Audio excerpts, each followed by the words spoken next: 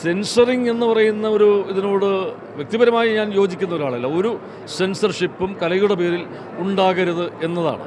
പക്ഷേ എന്ന് പറഞ്ഞുകൊണ്ട് ഈ ആവിഷ്കാര സ്വാതന്ത്ര്യം, നമ്മൾ ഫ്രീഡം ഓഫ് എക്സ്പ്രഷൻ എന്ന് പറയുന്ന അതിൻ്റെ ഒരു ആനുകൂല്യം വെച്ചിട്ട് എന്തും ആവിഷ്കരിക്കാം, എങ്ങനെയും ആവിഷ്കരിക്കാം, ആരെക്കുറിച്ചും എന്തും പറയാം എന്നൊക്കെയുള്ള രീതിയിലേക്ക് അതിനെ ദുരുപയോഗപ്പെടുത്തുന്നതിനെതിരെ ആണ് നമ്മുടെ ചില വിമർശനങ്ങൾ വരാറുള്ളത്.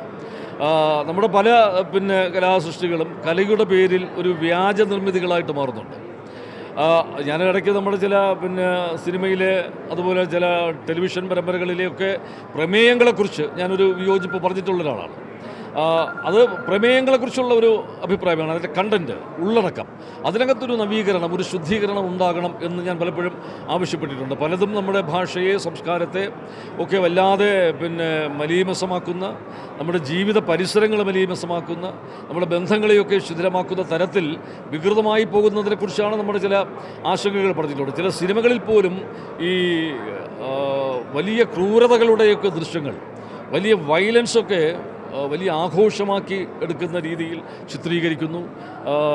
വളരെ ബീഭത്സമായ അത്തരം രംഗങ്ങൾ ആവിഷ്കരിക്കുന്നു. അതുപോലെ ലഹരിയുടെയൊക്കെ ഉപയോഗത്തെ മഹത്വവൽക്കരിക്കപ്പെടുന്നു.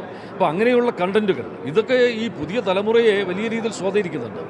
അവർ ഇതിനകത്ത് കാണുന്ന ഈ ക്രൂരതയുടെയൊക്കെ ദൃശ്യങ്ങൾ സ്വന്തം ജീവിതത്തിൽ പോലും പകർത്തിക്കാട്ടാൻ വളരെ ആവേശപൂർവ്വം അതിനെ സ്വീകരിക്കുന്ന ഒരു തലമുറയൊക്കെ കുറിച്ചൊക്കെയുള്ള ആശങ്കകൾ നമ്മൾ പങ്കുവയ്ക്കേണ്ടതുണ്ട്. അപ്പോൾ അവിടെയൊക്കെ ഒരു സെൻസർഷിപ്പ് അല്ല വേണ്ടത്. ശരിക്കും ഇത് സൃഷ്ടിക്കുന്ന കലാപ്രവർത്തകർ, അവരൊരു സ്വയം നിയന്ത്രണം ഉണ്ടാകണം. കാര്യം കല, സിനിമ എന്നൊക്കെ പറയുന്നത് ഒരു സമൂഹത്തെയാണ് അഡ്രസ്സ് ചെയ്യുന്നത്.